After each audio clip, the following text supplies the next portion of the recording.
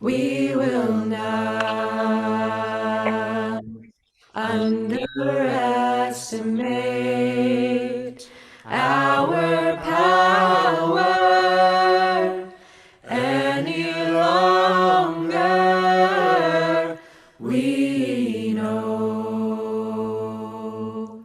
that together we are strong,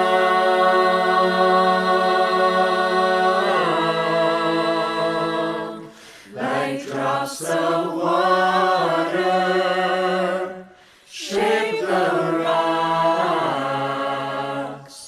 as they rush down the falls.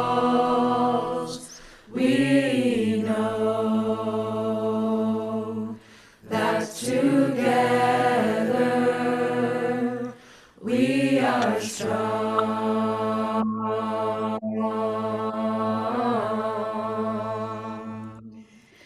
We will not underestimate our power any longer. We know that together we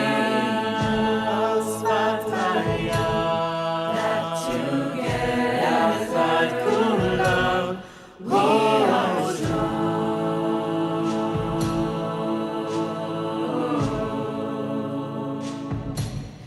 we will not underestimate our power any longer.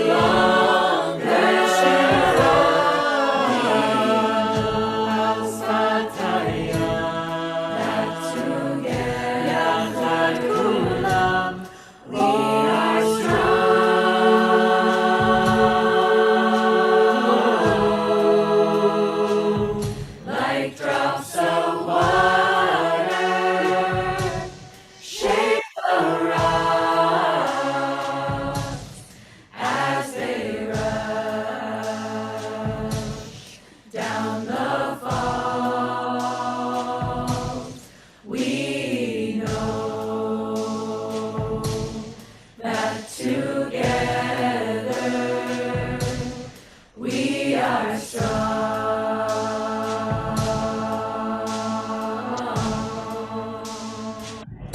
like drops of water, shake the rocks as they rush down the falls. We know that together we are strong.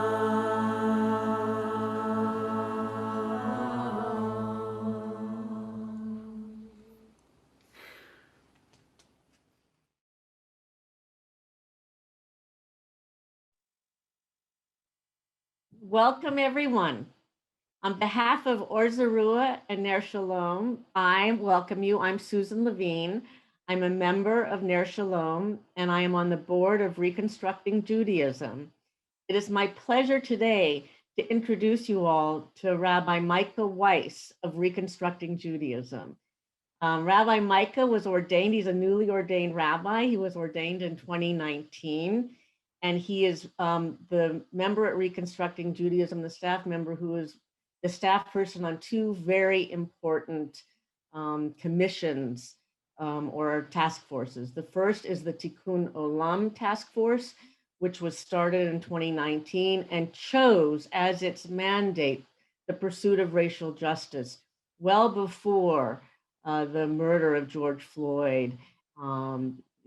This is what Reconstructing Judaism had said is one of our most important missions. Micah is also the staff person for a task force of Reconstructing Judaism called the Jews of Color and Allies Advisory Board. And this is the part of Reconstructing Judaism that is focused on implementing one of our main goals of our strategic plan, the strategic plan for Reconstructing Judaism, which is the dismantling of systemic racism.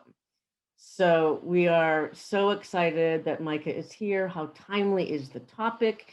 If any of you had a chance to look at the San Francisco Chronicle today, I believe it was the Chronicle, it could have been the New York Times, that talked about what California is doing on the issue of reparations, you can see how timely this topic is.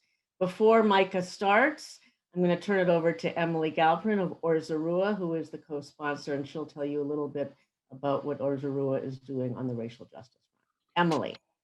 Good morning, everyone. It's so good to see you and see all the Or Zarua folks and their Shalom folks and other friends. And welcome, Micah, from the East Coast. And thank you, Susan. It's so great to have you as a member of both Ner Shalom and Or Zarua, and to bring our communities together. This is, I think, the second set of things that we've done together, and so wonderful. Or Zarua, as a small Havara, lay-led Havara, we have a social justice committee, and when we first started this committee about 3 years ago, we had several different focus areas, one of which was racial justice. And then last year, when we were refiguring out our focus areas, we focused on the election as well as specifically on racial justice after the murder of George Floyd and many other Black and brown men and women and trans folks.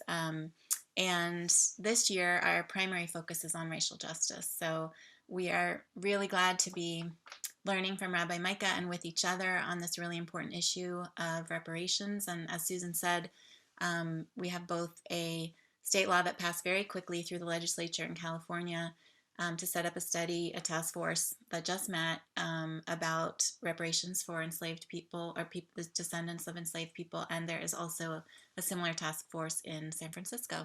So there's a lot happening around reparations. I know I sent this information to many of you, at least from Or Zarua, and today we get to look at it from an angle as Reconstructionists. So I will turn it over to you, Rabbi Micah.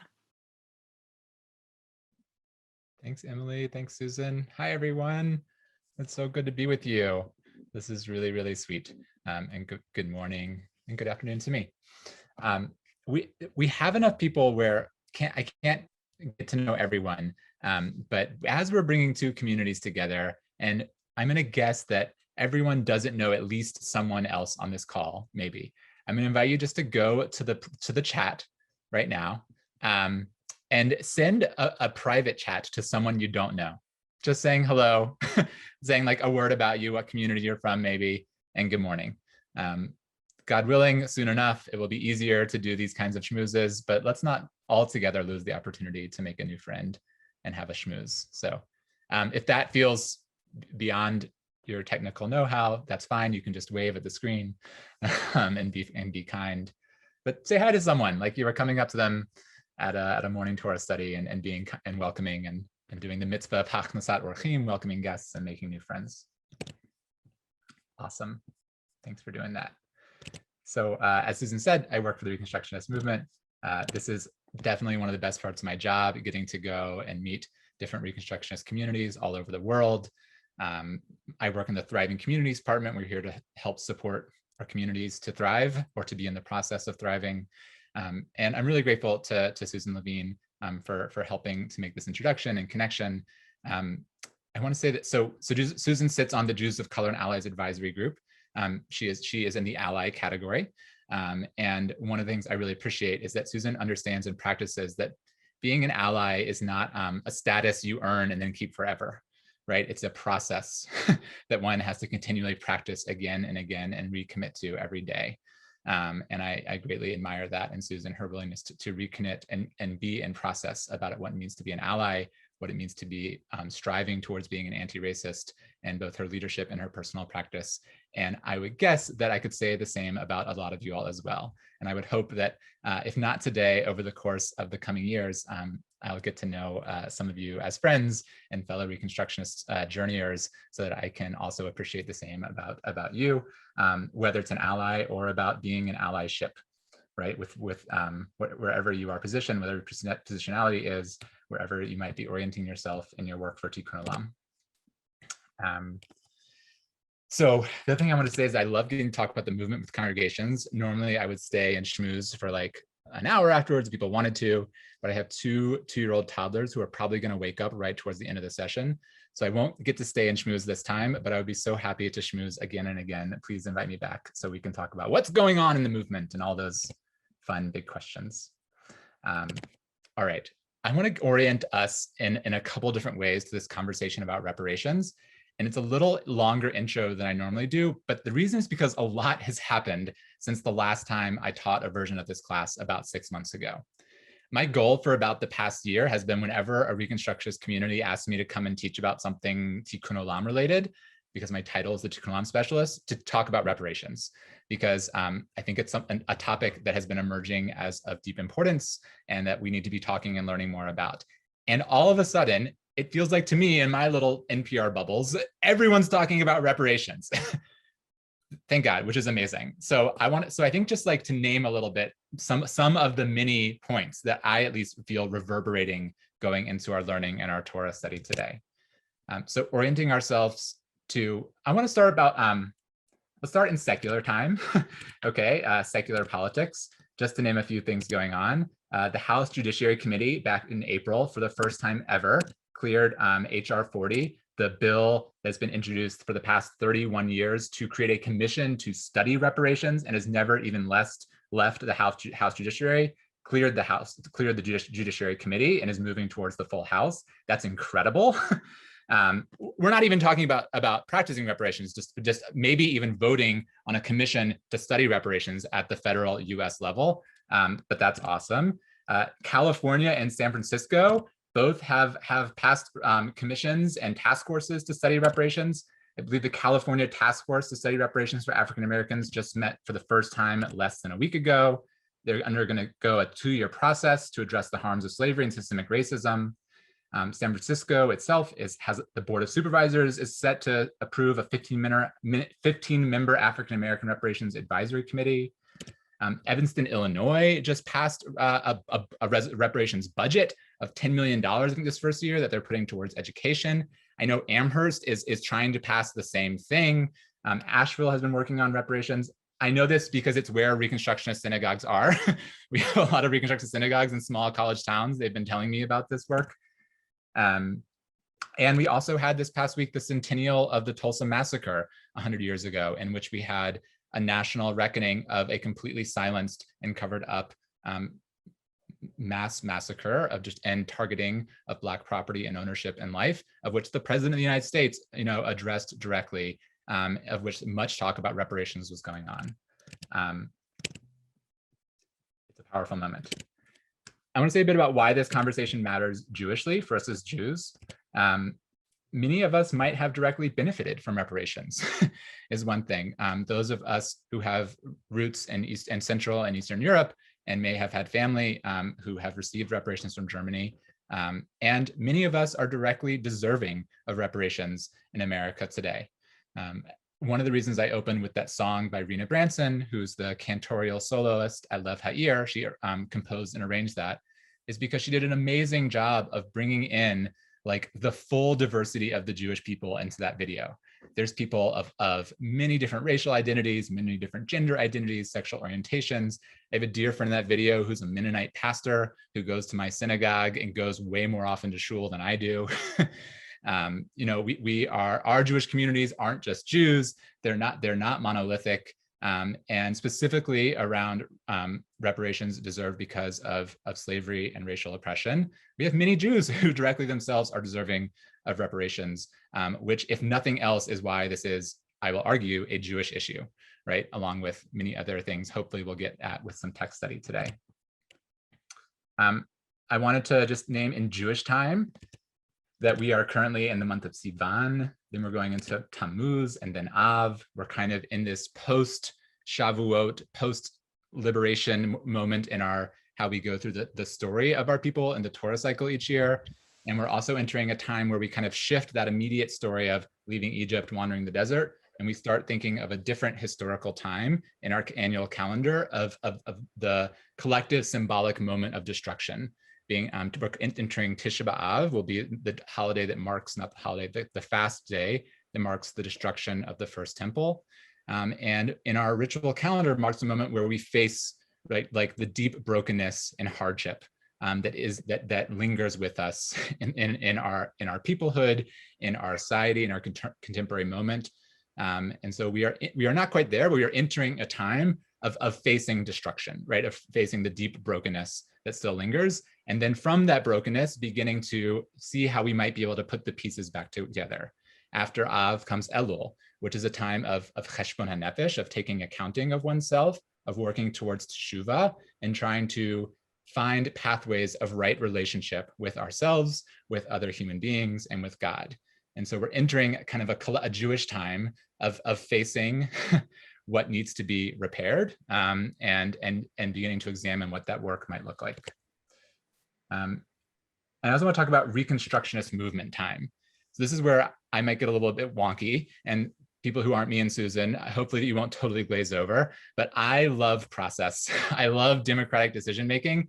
And I want to say a little bit about how like kind of decisions and momentum happens in the movement. I'm also a big movement person.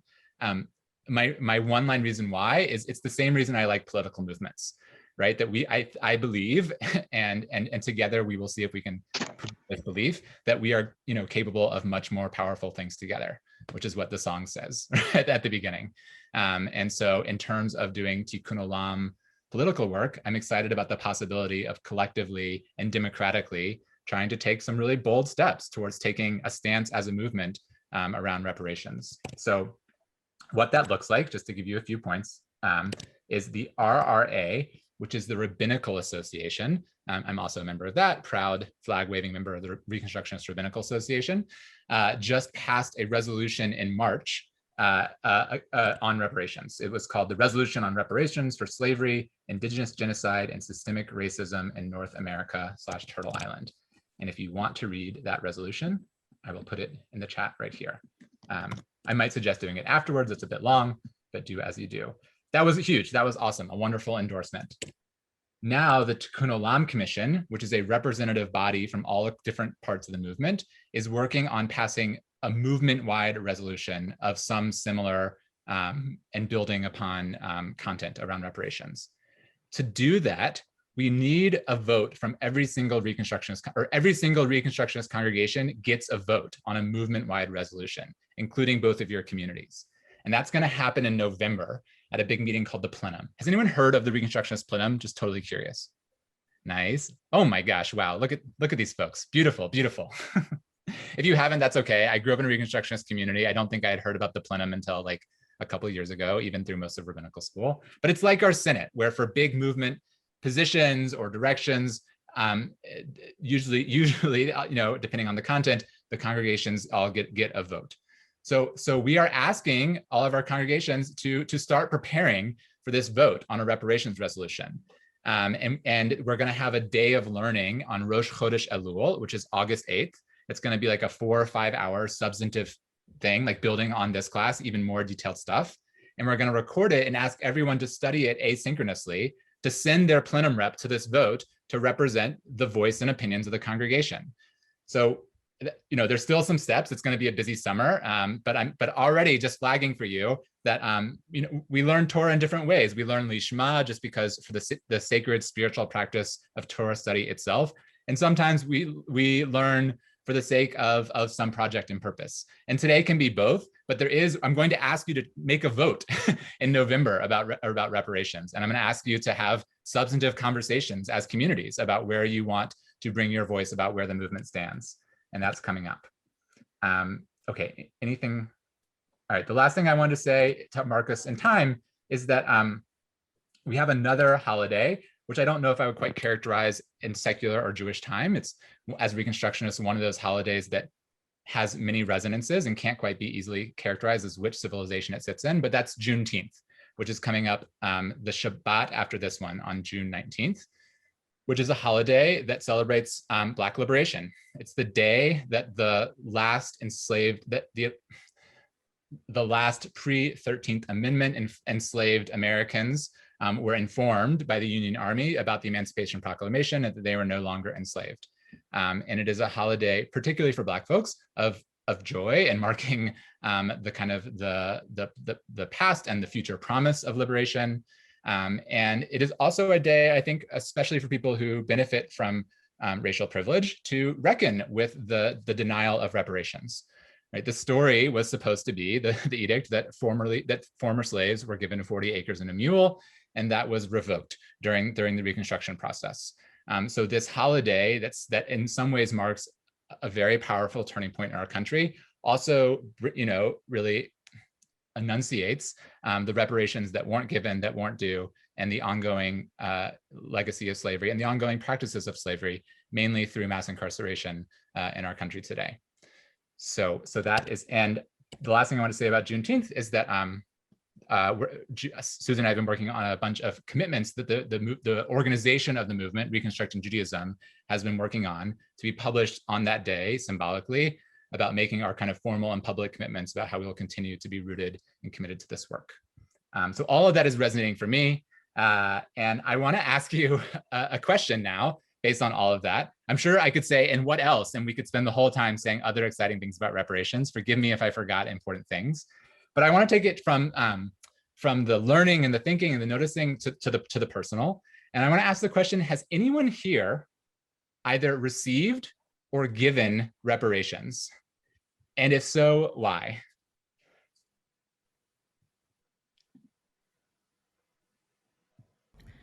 Josh, if I could interrupt for just a second before people do any sharing, to let everyone know that we are recording this session. It will be available on the Ner Shalom website, and we will make it available to the Or Zarua community.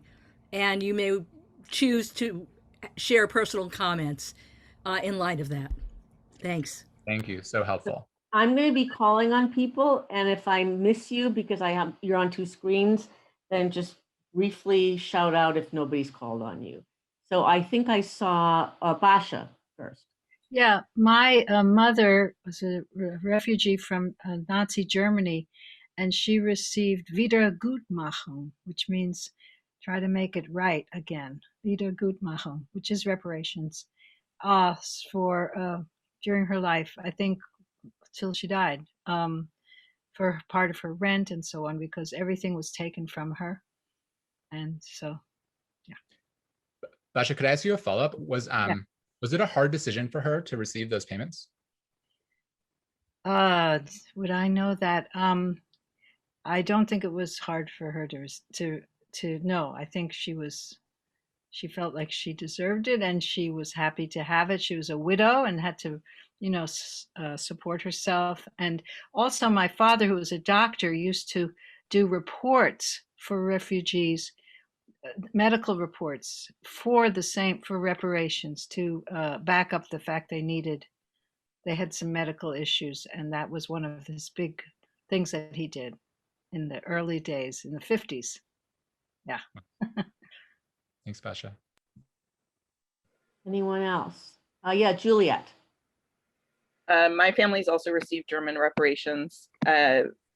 My great-grandparents were killed in the Holocaust, so my parents, or my mother and my uncle, have received property, I believe, reparations, or money for the property that was seized.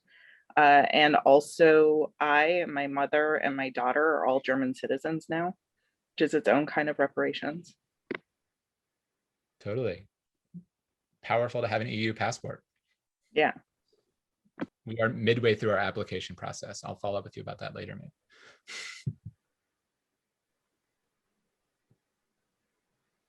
Yes, Alan.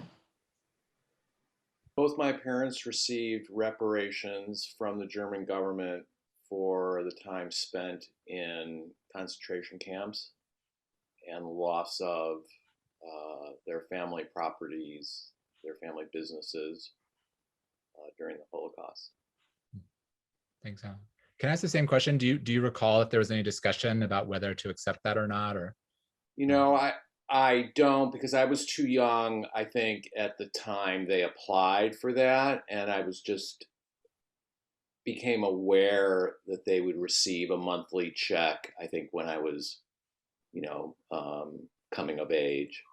But there wasn't much discussion about it. Thanks, Alan. And Julia, did you want to answer the question too? About was there any tension or debate or that you knew? Sorry, me. Yeah. No, though I will say there have been times where my mother has asked me not to talk about it very much. So there is some kind of, I don't know, shame or something, complication. Yeah. I don't know why. And here I am on a recorded thing. So I guess I disagree. And I interpret you not as sharing this powerful story to help illustrate, the fullness of Jewish experiences around reparations, not as a dig at your mother. Yeah, absolutely. Awesome. Thank you all for sharing. I'll leave space to see if anyone else is wanting to read. Oh yeah. Renee.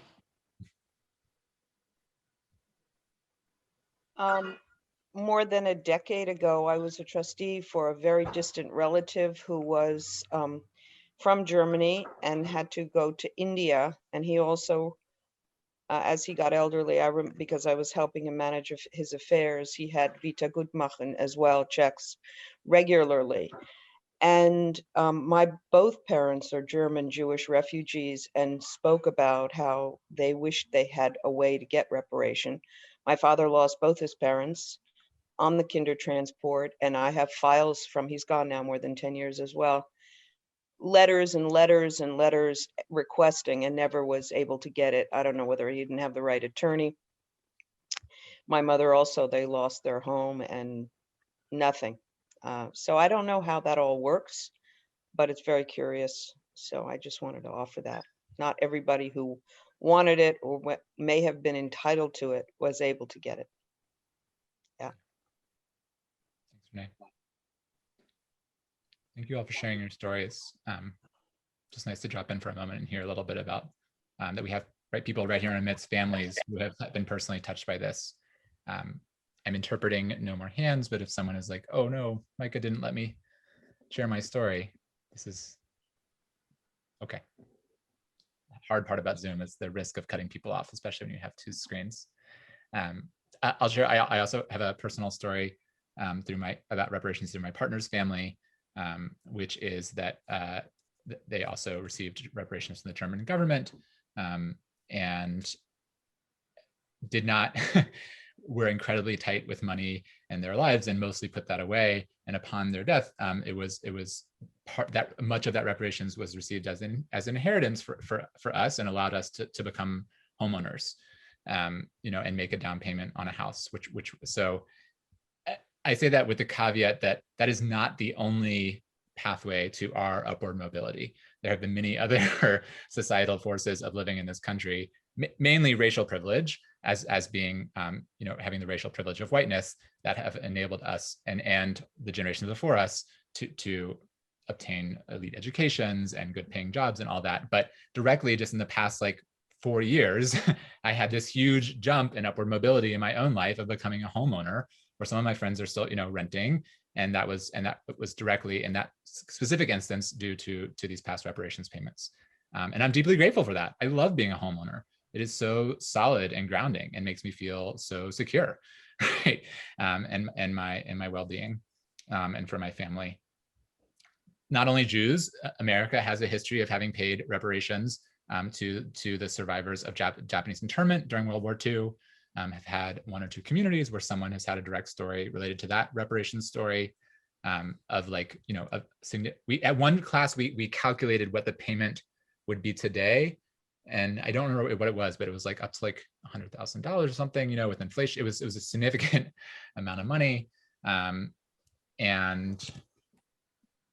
Also, a story that there's also a collective scale story about the reparations that the German government paid to the state of Israel. For those who were able to read the Ta-Nehisi Coates article from maybe 5 years ago now, he talks about that kind of story as another model of reparations, where billions of dollars were paid to the Israeli government at a pivotal moment of infrastructure development, building basically like the entire merchant fleet of ships, much of the electrical grid. It helped triple the GDP over the number of years that were there, and directly led to nation building and infrastructure and 45,000 jobs or something at a time where that was like crucial, and a much more unified sense of the global Jewish community saw that as a collective project for the well-being of and betterment of the Jewish people. What that would look like, what the analogy is for other folks and populations collectively deserving reparations, and what the legacy of that is in the contemporary state is not the topics for this class, but just to talk about the kind of the transformative power of reparations on specific projects, as well as the internal power of German reparations. I've just started a book. I think I brought it in my backpack, which I'm excited to share with you next time, called Learning from the Germans, Race and the Memory of Evil. Has anyone read this? I don't know. By Susan Niemann. It's supposed to be a comparison of kind of the cultural context of German society post-Shoah, post-World War II, and the American South post-Reconstruction, and what kind of enabled Germans to move forward with reparations, and why that didn't happen here. I hope to have that talking point into the next time I teach this class. But the point was, it wasn't just economic payments to individuals and to Israel, but a whole internal accountability with public memorials, mandated curriculums, mandated memorials, and school field trips. That, at least my understanding so far, has been quite transformative in the country's own reckoning with its incredibly violent and extreme past. So reparations is happening all the time, right? It's already happened to many of our people, has already happened to other countries and nations, to other historical moments. It is a thing that is not totally abstract and never tried before idea. I can repeat and put the title in the chat, and I will do it right. I will repeat it, and maybe someone Actually, could. I'll do that. I've got it. Oh, awesome. Thank you, Sherry. So I think we should go to some Torah. Does that sound good? Should we say some Torah? Awesome. So Sherry is also going to help me by putting the source sheet in the chat. And we're not going to study everything on the source sheet. For accessibility, you are welcome and invited to open up the source sheet in your own browser to adjust the font and size and lighting that works best for you. I will also be screen sharing. I will try to remember to come off of screen sharing so we can have this nice gallery view together. If I get stuck on screen sharing, someone just say, Micah, you're stuck again, okay? So we can see everyone. I'll give you a second. I will try to have a font size that works well enough for most people, but just know that you can do your own manipulation with your own link. Is anyone having trouble accessing the source sheet? Okay.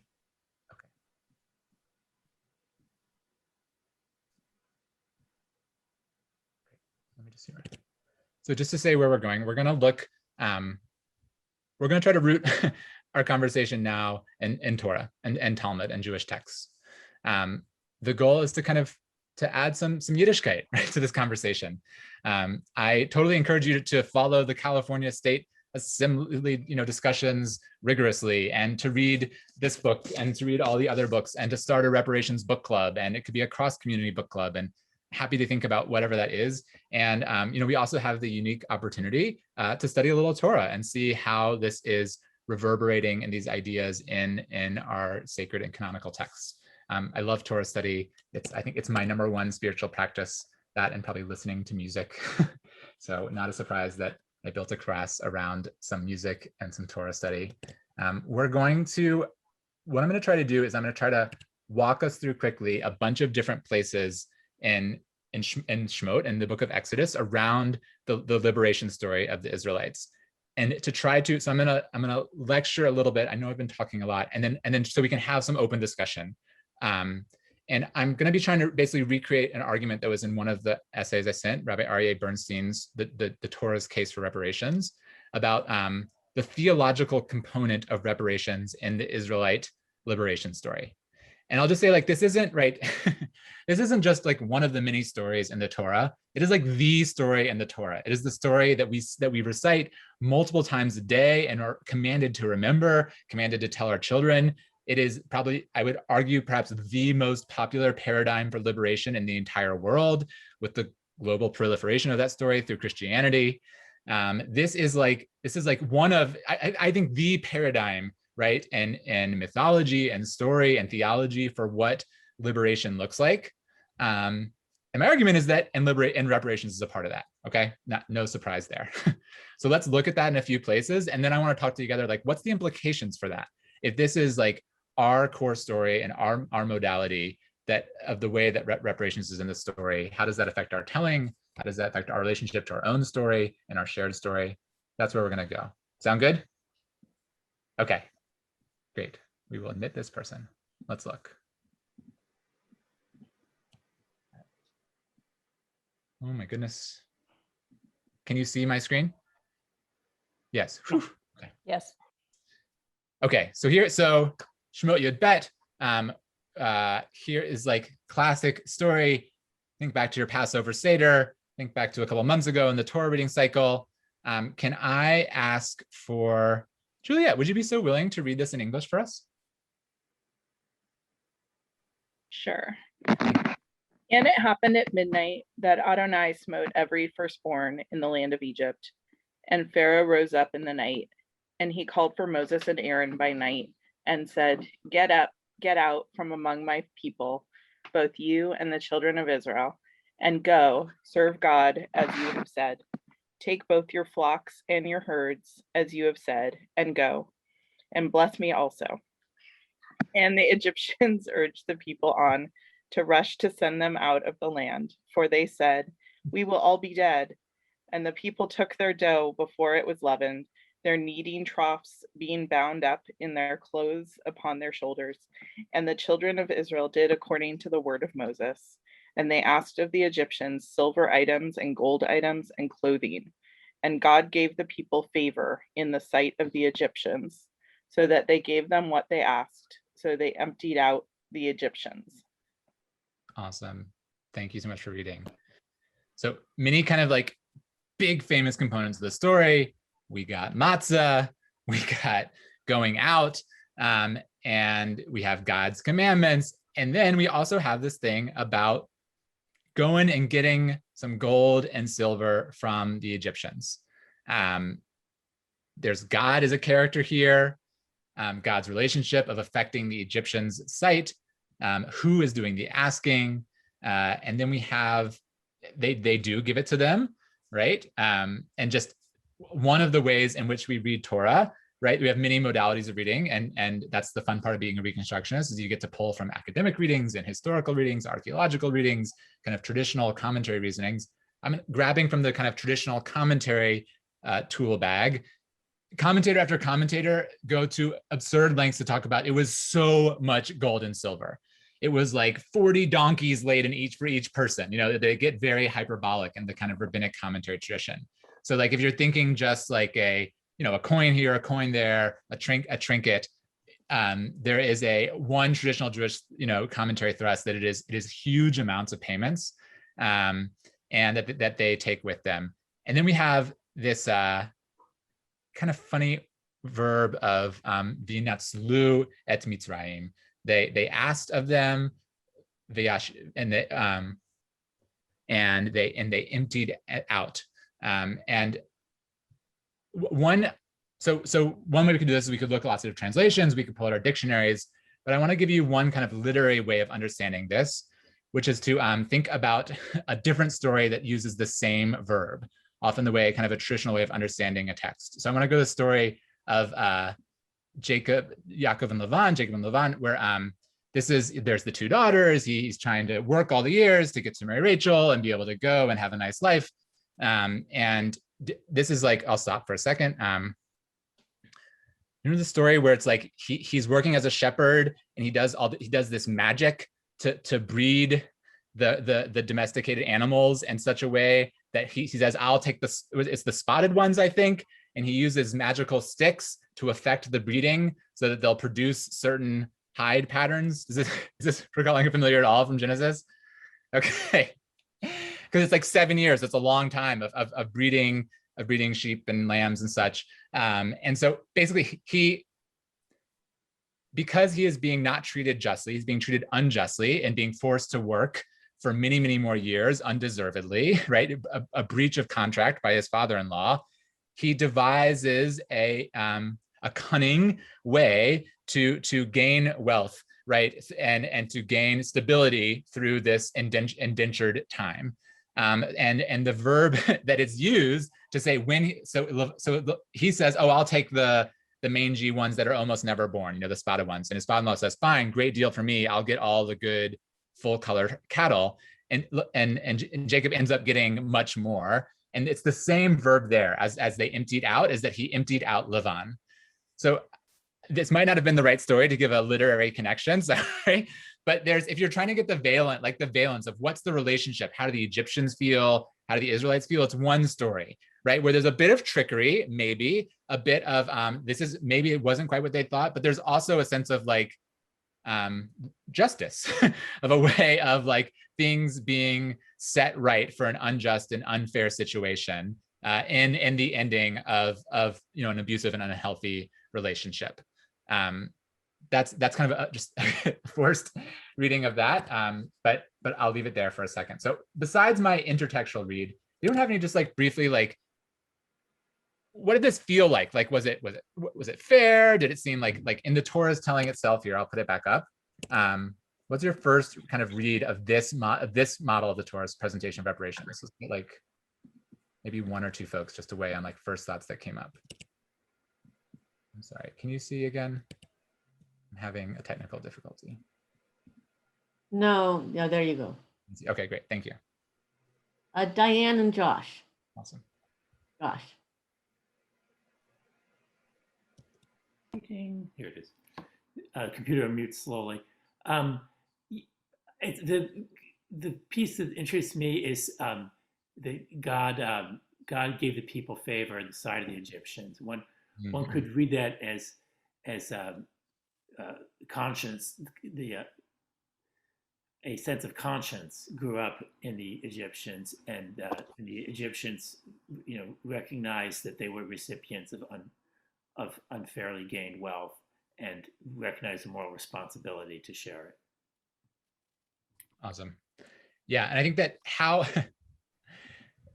God is a big character in this story, and what God theology we're holding, whether will affect our reading of it. I'm just going to go ahead and share this next source, which is not only does God give favor, and I liked the way you're interpreting that, but God commands the Israelites to take reparations. Right? Earlier, a couple chapters earlier, we say, God says to Moses, I'm going to bring these plagues, and says, say to the people, and they will ask each man of his neighbor and each woman of her neighbor, silver items and gold items. And so God is saying to Moses, you go and this is what you're going to do. Okay? And there's again the favor in the sight of Egyptians. They were great in Egypt, and the sight of Pharaoh's servant in the eyes of the people. So in the first one, it wasn't totally clear, like, was this something that they kind of thought up, and then God kind of made it happen?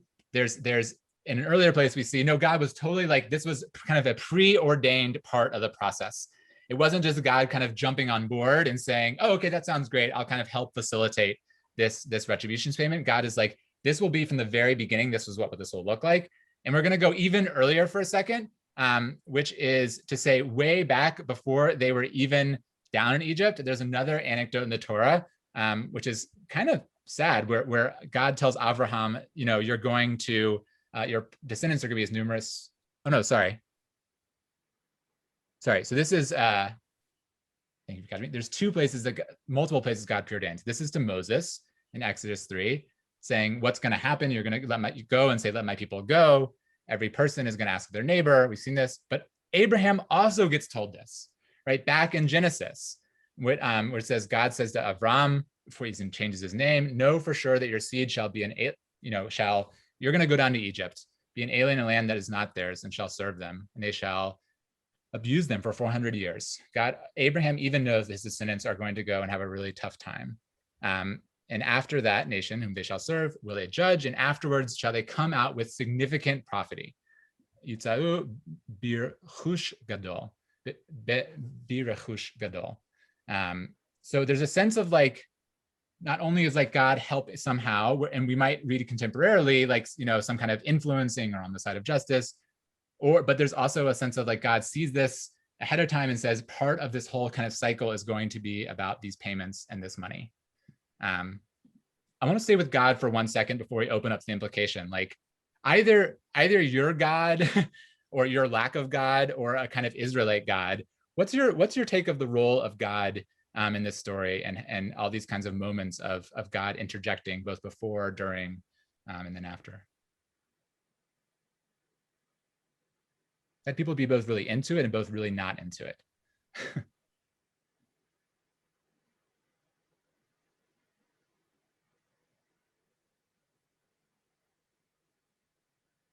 Some people are like, why do you have to talk about God?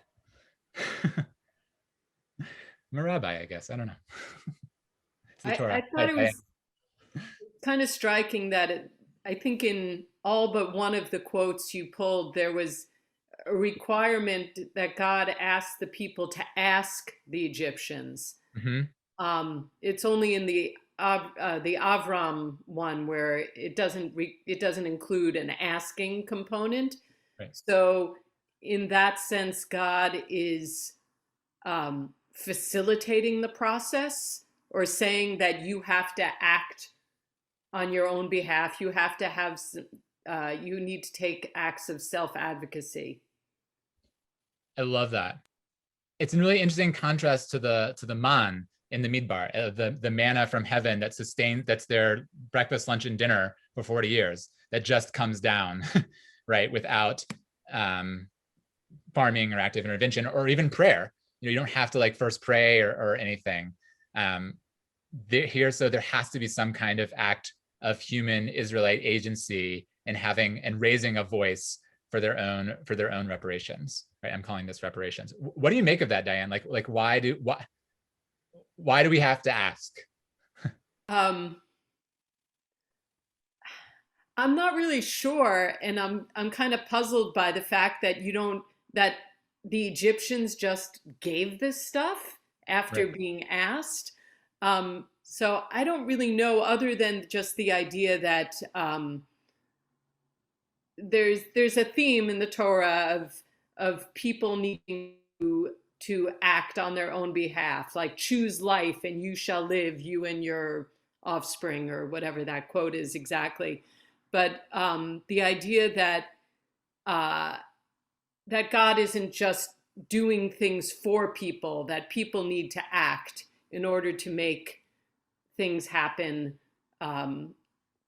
for their lives. Beautiful. Barbara, did you have a comment? Thank you. Lash McCaffrey? You're muted. Not at this point, thanks.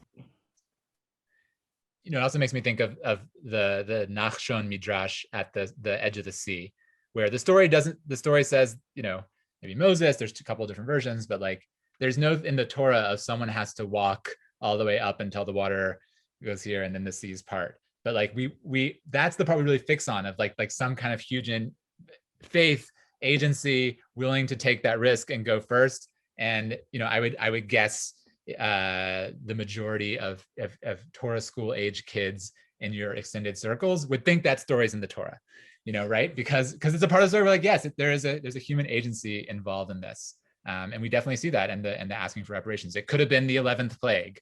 All of your gold and silver were loaded up onto donkeys and sent off with them into the wilderness.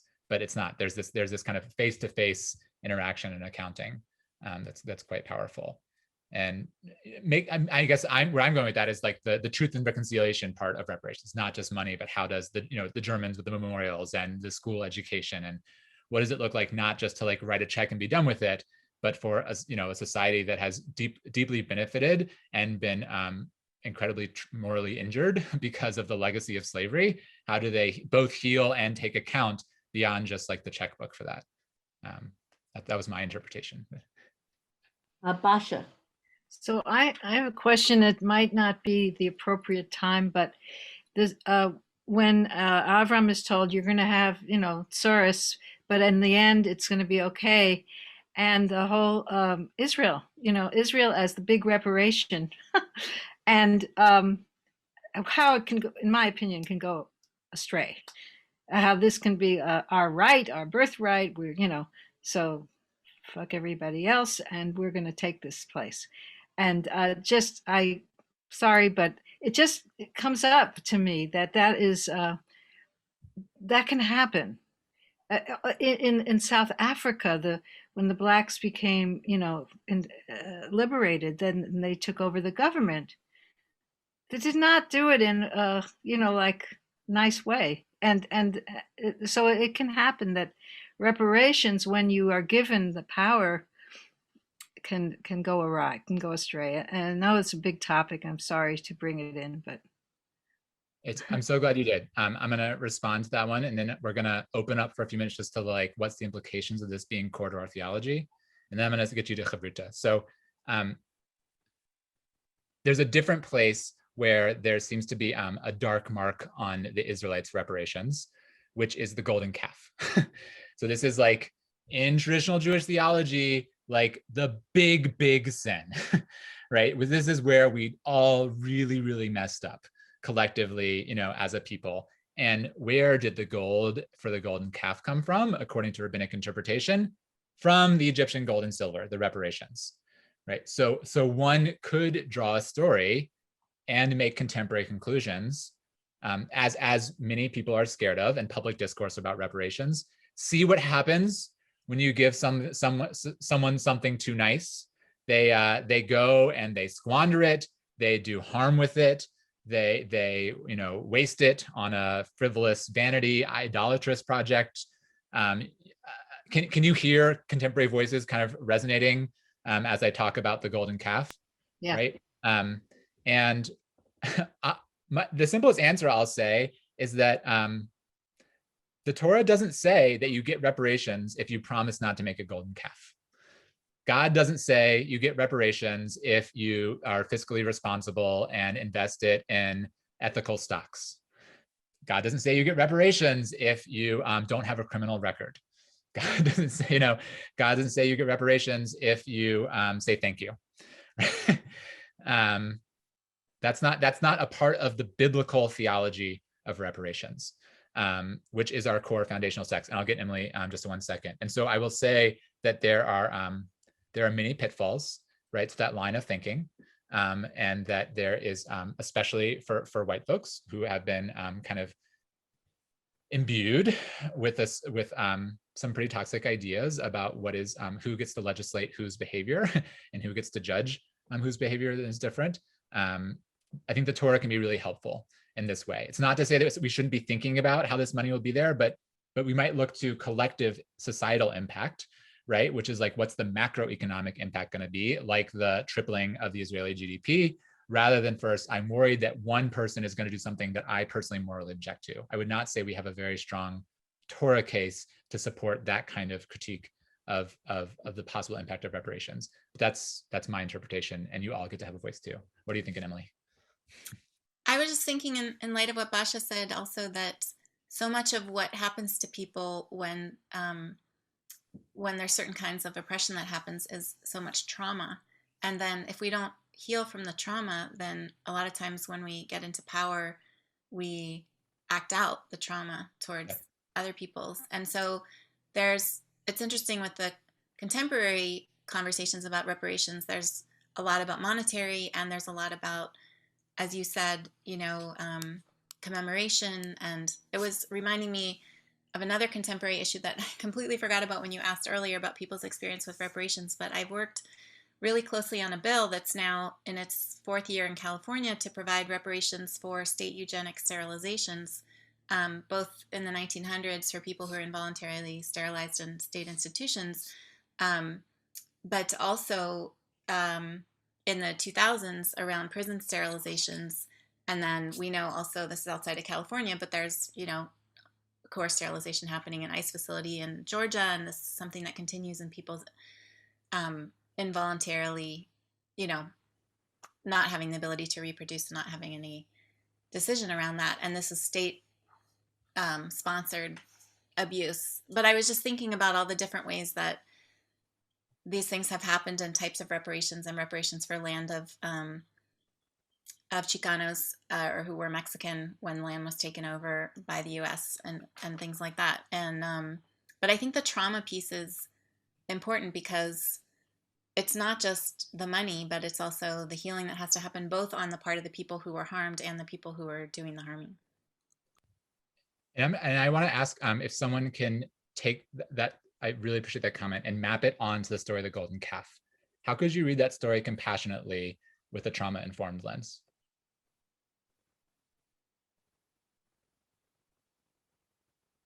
Emily, it might be you, but let's see if anyone else wants to do it. All right, Emily, you want to try? It's an interesting question. That's why it's fun to do this with the Jewish group with Torah study.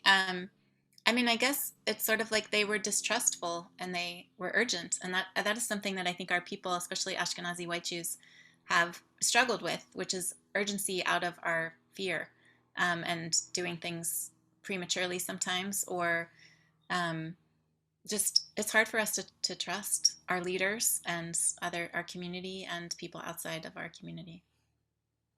Nice. Anyone else want to build on what Emily said?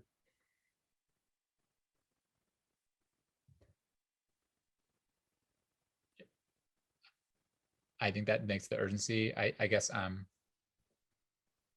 for me also, just like what a crazy thing they just went through, and Moses just disappeared is another part of it. Like he's been the guy who's speaking for God, who's telling them what's coming next, who's leading them with armies and plagues and everywhere, and all, they've had their whole world turned upside down, and all of a sudden, there's been no stability. Their entire lives they've had no stability. There's temporarily some leadership, and then it's gone. And it makes sense to try to scramble to create some kind of mode of meaning. And particularly, they turn to what's familiar, right, from the culture that they know, as they're not yet barely even begun the healing and recreating process, right? Idols are an Egyptian and mechanism for reverence and devotion, and a way to connect to God. So their channel to God, being this person, has just disappeared, and they want God. They want support, stability, holiness, the force of salvation that just helped them liberation. And so, like, it makes sense that we turn right to what we know for comfort and stability, even if it might be destructive and harmful for us. Even if we've just been told, don't make idols. Well, and so I think similarly, like if our whole lives we've known comfort and consumerism, and then we're told, then we're told, okay, now you get to have a chance to like take all this money and rebuild a different kind of economy and a different kind of system, and I don't know, like really, or a whole new businesses and sustaining communities in all kinds of new ways, and whatever you want, it's a blank slate. It's totally reasonable to think that, like, with such a new upheaval, a new opportunity, and so much confusion, that the things that folks know might loom large, right, and appealing. And that seems like, even while actively might experiencing harm from that, to be a trauma-informed response as well. I didn't say that totally coherently, but thanks for bringing that, Emily. Barbara. It seems to me that there's another piece of this, and that's abandonment. And I've been following the Facebook postings of a beloved survivor in our community who managed to get out with her family, but at the age of 2 was placed in a home in England. And it wasn't until years later that she was reunited with her parents. And for her, abandonment issues are just so at the edge of her reality. And I get to work with a lot of survivors and descendants. And this issue is so important in terms of how it colors reality and the issues of trauma-informed responses, which are not always rational. And I really appreciate your talking about, where's Moses? He just disappeared on us. And then the need to find some stabilizing force. So I'm very appreciative of your comments. It's very helpful. Thanks, everyone. So we're going to transition to another text in a second. Here's the way I want to conclude. I want to see if someone will play with me. I'm a community organizer by background. And when you're organizing, one of the skills is to kind of have your your talking points ready to go, your pocket pitches, right? So I wonder if someone would play with me. It's going to take to be a little bold, a little risky, but to try out with us your talking point about the Torah's theology of reparations that we've briefly studied. And if, as you know, as a conversational point, let's say here's a scenario: someone's saying to you, well, this Tulsa reparations stuff is, of course, that how awful, they totally deserve it, but it's totally unrealistic that the federal government would ever be able to, on that scale, pay reparations. I don't even see why, like, that. Why would us Jews even like be concerned about that? We weren't here at that time, and it doesn't even seem like a Jewish thing to me. I'm trying to be a straw person. Give me a nice, compassionate, but compelling response about the Torah for me. Someone play with me.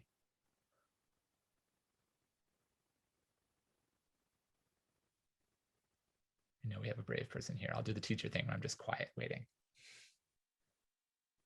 Everyone will benefit from your trying, and we'll all give you a big round of applause afterwards.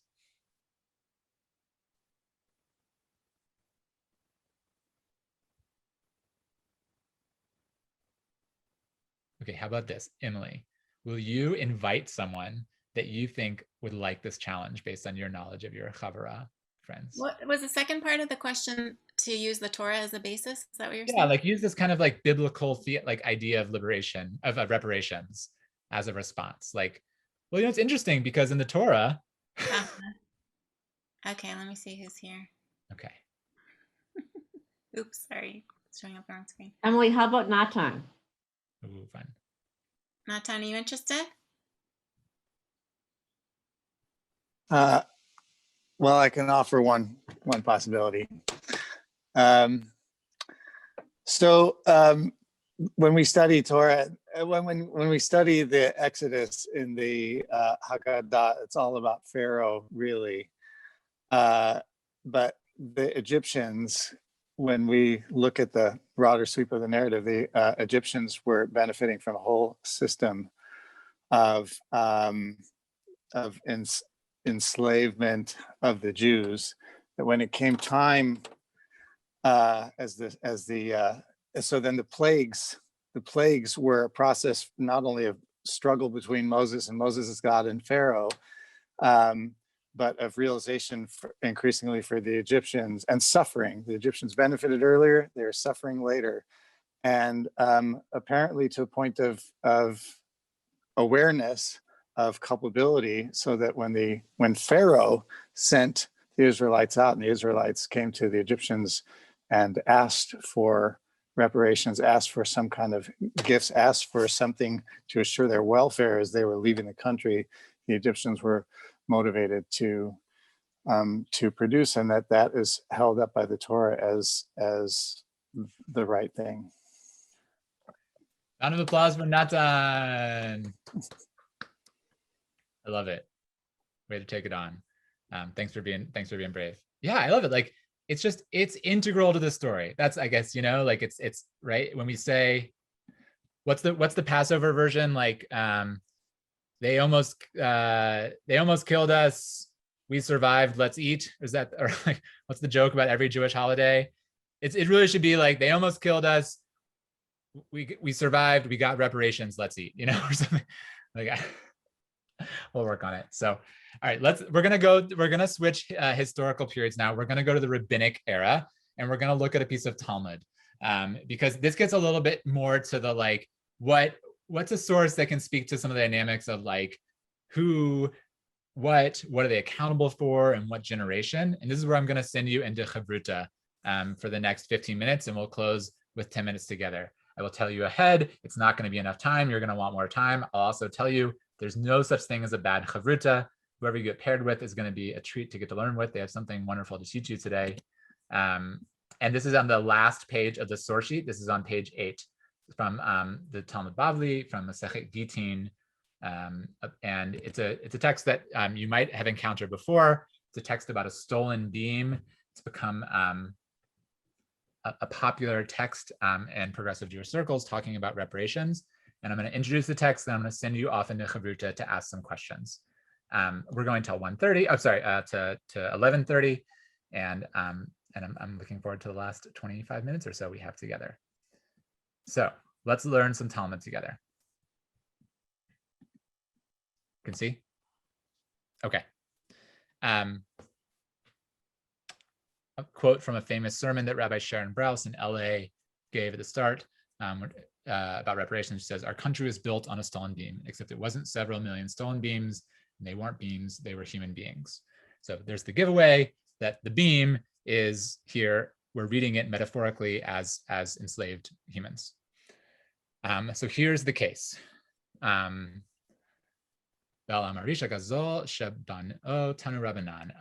a stolen beam that was built around, that was used in a construction process. The sages taught it's introducing a Baraita, a Tannaitic text, which all is to say is that this is like one of the more authoritative texts in the Talmud. If these are unfamiliar terms, don't worry about it. It's just it's an earlier and more authoritative text. So this is a case law about in the case of a stolen beam that was built into a building. We have two schools here. We have Beit Shammai and Beit Hillel, who are going to have different opinions. Classic kind of, they're paired against one another on many, many issues. And background is that we almost always follow Beit Hillel. So the halacha l'maaseh, right, what we actually kind of take away in practice follows Hillel, but both schools of thought have something to teach. So in this case, what do you do? So the background is that stolen objects must be returned to their owner in Torah and rabbinic law. So, but what do you do if now there's a house all around it, right? It's been constructed so you can't just pick it up and take it back to the person who was stolen from. So Beit Shammai says you have to dismantle the entire building and return the original beam itself to the owners. So, and it says that thing that was stolen, you have to literally find it, undo it, take the house down, doesn't matter, it was stolen, that's what matters, and give it back. Beit Hillel says that you should return only the value of the beam.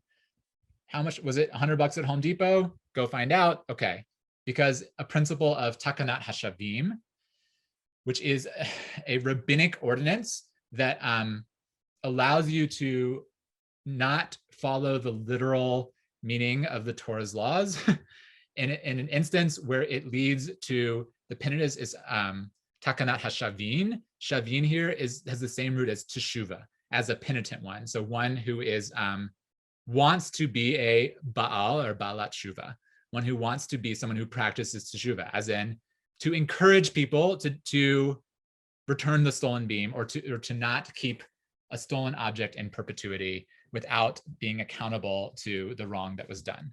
So Beit Hillel offers a more lenient position, right, for this principle. And there's a footnote there if you want a little bit more about takanat hashavin. I'll just say one thing, which is neither of them says, there is no opinion in the Gemara that you can just leave the beam there, right? It was too many generations ago. It was too long ago. The house is too built up. The house is too elaborate. It's just one beam. What does it even matter? That person's probably fine now. There was a civil rights movement. They don't need their beam anymore. There's no voice that says any of those things, that you can just leave the situation unaddressed. Okay, so I'm going to send you off into Chavruta. I guess for now, we'll do like 12, 13 minutes. And I have a few questions for you. If you're not going to get to all of them, try to play out Shammai and Hillel. See if you can play the different opinions, like how does this make sense? And you can talk about beams or you can talk about American reparations, and see if you can figure out, like, make a case for both of them, argue both positions, and then see where are you yourself kind of would be positioned in this if we're using this as a mashal, as a parable to the contemporary situation. Go have some fun, and I will see you in 13 minutes or so. We'll have a little time at the end. Welcome back, everyone. I hope you got some nice discussion with your chavruta. I know it wasn't enough time, but you could exchange emails right now and say, hey, I really liked learning with you. Could we get to know each other? Maybe even go for an in-person cup of coffee. If you're willing to make the hour-long drive, if you're not in the same community. Always nice to connect. So we're going to just have a quick 4 or 5 minute discussion. And I was talking with Sherry and Barbara about what the one question I would ask. And I want to ask about Shammai. Did anyone here get really passionate about Shammai. And would you play out Shammai for us in our contemporary moment? Keeping in mind, again, we don't usually side with Shammai, but he plays a really important moment. And Susan, you get to decide who to call on. Alan. Yes. Oh, Natan, go ahead, because I was just. Okay, Natan. Well, I spoke before you. Oh, okay. So, acknowledging that it's not contemporaneous with the thief and the original owner of the beam, but generations later, although there are legacies that continue and practices. So, I appreciated the preservation of the Shammai position, not because it forces a reckoning of where things should be and what status quo ante was and where we would be if the original owner still had the beam. And in relationship to that, the Hillel position is by far more lenient, by far more accessible, less expensive and damaging to the thief, and is sort of like, if we look at the enormity of the loss and how we have truly benefited and what we truly owe, then pretty much any sort of comparable Hillel figure that we arrive at should be like, phew, as opposed to like, how can we possibly afford that? But to start with the Shammai position is solemn and sobering. Awesome. Thank you. I love that. Love a defense of Shammai. Alan, you want to jump in?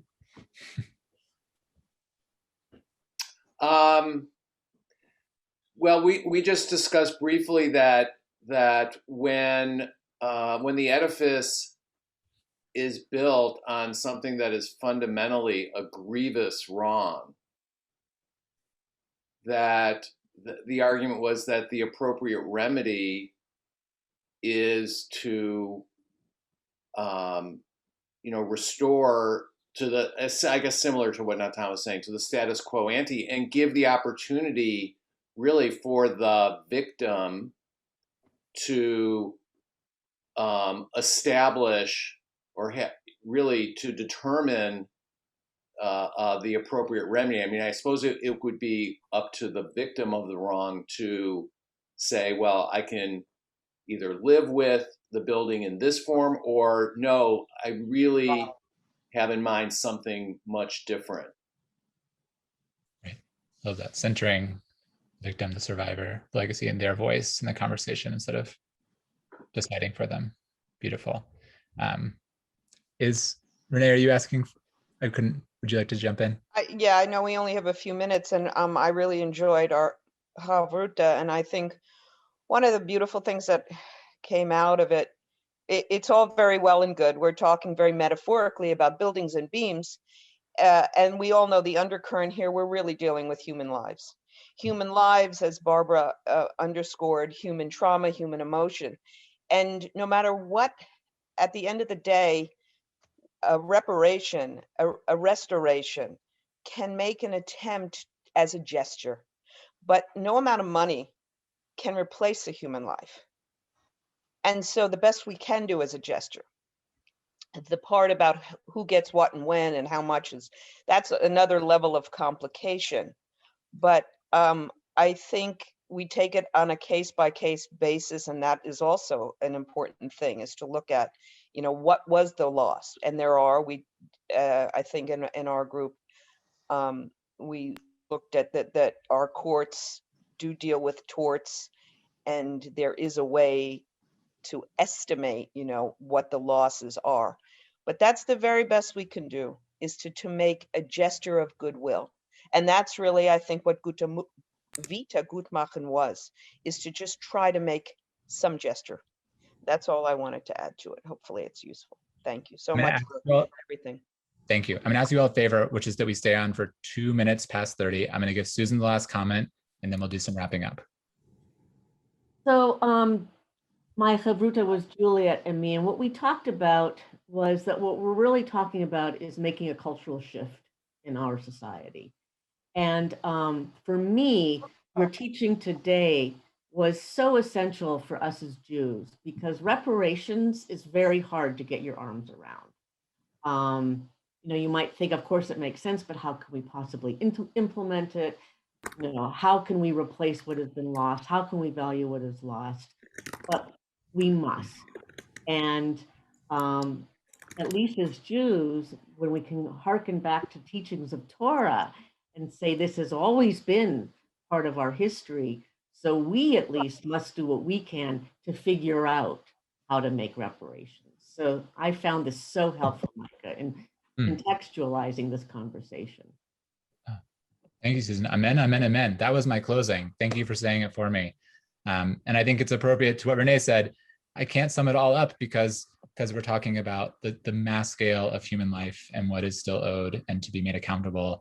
And tshuva is an ongoing process, right? As we enter this summer, this process, that it isn't, as we said, with being an ally in tshuva, that we have to always stay in relationship, that there's a spiritual practice of tshuva, a spiritual practice of allyship, a spiritual practice of being committed to a practice of liberation.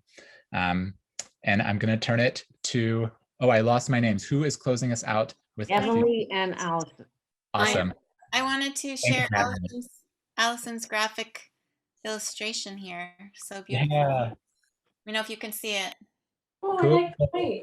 And maybe we can send it to Barbara or Sherry, and maybe you can send it to all those who registered. We will. Allison is our in-house graphic illustrator and has done some beautiful ones, including all of us on Zoom during services and some other discussions we've had. So that's great, Allison. Cool. Thank you, Allison. Please, if I can also have Allison's contact information to get permission to share this more broadly. Does takes notes, visual notes, and this is her job. This is what she does, like our conversation. And Mike, I know that Barbara wants to say something at the end. Yes. So are we ready for that? We're ready for that. Yeah, just thank you for having me. Please invite me back. I hope this is the beginning of our friendship and relationship. Y'all are amazing. Keep up the good work, and let's go out with Barbara. Thank you so much. That's a hard act to follow. I should say that I'm just so very grateful for the opportunity to collaborate with Rabbi Weiss and with Or Zarua, and we'll be looking at a way of not doing these one-off, having speakers come in, but find some ways in which we might be able to have ongoing dialogue, and to do it perhaps with our sister congregations, and find a way that we're not just scattering the seeds, but working collaboratively. I wanted to just mention that two things. Ner Shalom also has a social justice arm, Tzedek, who just did a major program on Black Jewish solidarity. And so we're building on that strength with the speaker, Rebecca Pierce. And we have an ongoing commitment there. And a social justice cafe focusing on homelessness in August. And this whole idea of trauma healing is so very timely. And our next major kind of community event on a Sunday afternoon is with Rabbi Esther Azar, focusing on trauma healing through Jewish practice. And that'll be August 1st. And we hope that many of you will join us. If you joined us today and did not formally register through Ticketleap, either throw your name and email into the chat or send an email to me. I posted it. It's learning@nershalom.org. So we can send you the follow-up to today's meeting, the book title, the recording, and the gorgeous graphic that was created. Thank you so very much for everyone, and thank you, Sherry, for your ongoing support in our newly created role of Shamus, and thank you so much for coming. Thank you, everyone.